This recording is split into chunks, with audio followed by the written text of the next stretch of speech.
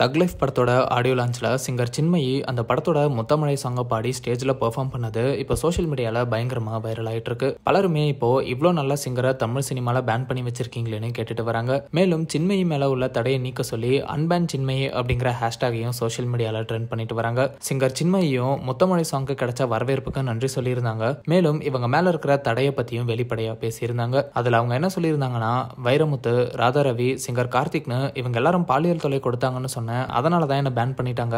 6 வருஷத்துக்கு மேல என் மேல இருக்கிற தடையை நீக்க சொல்லி கோர்ட்ல போராடிட்டு இருக்கேன். இந்த தடையால தான் என்னால தமிழ் படங்கள்ல பெருசா ஒர்க் பண்ண முடியல. டப்பிங் யூனியன்ல என்ன பேன் பண்ணி இருந்தாலும் அதை தொடர்ந்து மத்த யூனியன்ல இருந்தும் என்ன பேன் பண்ணியிருக்காங்க. இவங்க எல்லாருமே ஏதோ வகையில தொடர்புல இருக்காங்க. நான் லியோ படத்துல த்ரிஷாக்கு டப்பிங் பண்ணப்போ ராதாரவி ரெக்கார்டிங் இன்ஜினியரை வேலையை விட்டு தூக்க முயற்சி பண்ணாரு. மேலும் எனக்கு யாருமே வாய்ப்பு தரக்கூடாதுன்னு மிரட்டவும் செஞ்சாரு அப்படின்னு வெளிப்படையா பேசியிருந்தாங்க. இந்த நிலையில சின்மயியோட இந்த குற்றச்சாட்டுகள் தொடர்பா ராதாரவி ரீசெண்டா அவர் கொடுத்த இன்டர்வியூல பேசியிருக்கிறது சர்ச்சையை மேலும் பெருசாக்கி இருக்கு. ராதாரவி என்ன சொல்லியிருக்காருன்னா, டப்பிங் யூனியன்ல பிரச்சனை ஆனாலுமே அதை எதிர்த்து டப்பிங் பேசுறவங்க பேசிட்டு தான் இருக்காங்க. சின்மயி அவங்க செஞ்சது தப்பு, பிரச்சனையை சங்கத்துல பேசி முடிக்காம அவங்க எடுத்த உடனே கோர்ட்டுக்கு போய் இல்லாத பொல்லாத விஷயங்களை எல்லாம் சொல்லி ராதாரவி அதை பண்ணாரு இதை பண்ணாருன்னு சொன்னாங்க. ஆனா அது எல்லாமே தோல்வியில தானே முடிஞ்சது அப்படின்னு சொல்லியிருக்காரு. அதுக்கு ஆங்கர் ராதாரவி கிட்ட, சின்மயி அவங்களா கோர்ட்டுக்கு போனாங்களா இல்ல நீங்க சங்கத்தை விட்டு அனுப்புனதுனால போனாங்களா? நீங்க பிரஸ் மீட்ல அவங்க ஆண்டு சந்தா கட்டல, அதனாலதான் பிரச்சனையாச்சுன்னு சொல்லியிருக்கீங்க.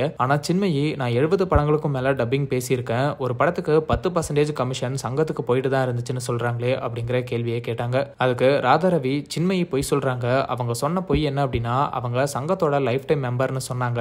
ஆனா எல்லோ கார்டு தான் வச்சிருந்தாங்க, அதுக்கு ஆண்டு சந்தா கட்டி ரெனியூ பண்ணணும், அவங்க அதை பண்ணல அப்படின்னு பதில் அளிச்சிருக்காரு. ஆங்கரும் சின்மயி லட்சத்துல சம்பாதிக்கிறாங்க, அவங்களால ஒரு 250 ரூபா கட்ட முடியாதா? இந்த பிரச்சனையை நீங்களே ஒரு மூத்தவரா இருந்து சரி பண்ணிருக்கலாமேன்னு கேட்டதுக்கு ராதாரவி, ஒருத்தர் பிரச்சனை பண்ணா அந்த பிரச்சனையோட தான் போகும். லியோக்கு அவங்க தடையை மீறி டப்பிங் பண்ணாங்களே, ஏன் அப்படி பண்ணீங்கன்னு கேள்வியை கேட்க தானே செய்வாங்க. நீங்க சங்கத்துல நடக்கிற விஷயங்களை பத்தி தெரியாம கேள்வி கேட்கறீங்க. இதை நான் எக்ஸ்பிளைன் பண்ணா உங்களுக்கு புரியறதுக்கு 1.5 வருஷம் ஆகும். இப்போ எலெக்ஷன் போகுது, எலெக்ஷன் முடிஞ்சதுக்கு அப்புறம் இதை பத்தி சொல்றேன் அப்படின்னு இன்டர்வியூவை ராதாரவி பாதியிலேயே முடிச்சிட்டாரு. பலருமே கமெண்ட்ஸ்ல இப்போ ராதாரவியோட இந்த செயலுக்கு அவங்களோட கருத்துக்களை சொல்லிட்டு வராங்க. ராதாரவியை இன்டர்வியூ பண்ண ஆங்கரும் அவங்க சோஷியல் மீடியா அக்கௌண்ட்ல, ஒரு ஜேர்னலிஸ்டா நான் எப்போதுமே ஜஸ்டிஸ்க்காக குரல் கொடுப்பேன், சின்மயி ரொம்ப திறமையுள்ள ஒரு போராளி அப்படின்னு சொல்லியிருக்காங்க. சின்மயியும் அந்த ஆங்கருக்கு நன்றியை சொல்லியிருக்காங்க. இந்த சர்ச்சை முடிவுக்கு வந்து சின்மயி மேல உள்ள தடை நீங்குமா, அவங்க குரல் மறுபடியும் தமிழ் சினிமால கேட்க முடியுமான்னு பலருமே இப்போ வெயிட் பண்ணிட்டு இருக்காங்க.